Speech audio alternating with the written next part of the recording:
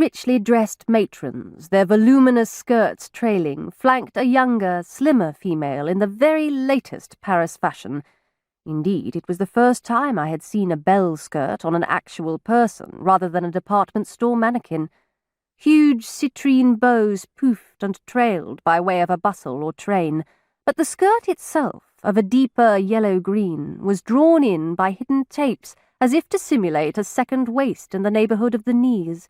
Beneath this, it spread out again to form a flounced bell, from under which the girl's feet never peeped.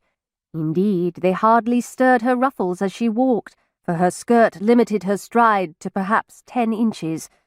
I winced, watching her falter along, for although her slender form did not attain the ideal hourglass figure, to my eye she was a lovely creature.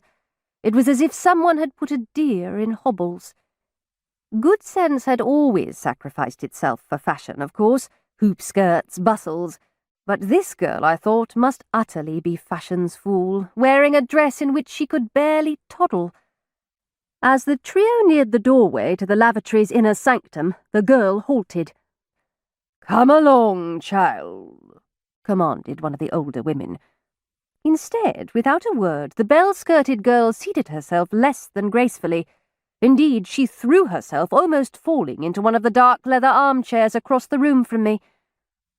And as her face turned toward me, I very nearly gasped aloud with shock and surprise, for I knew her.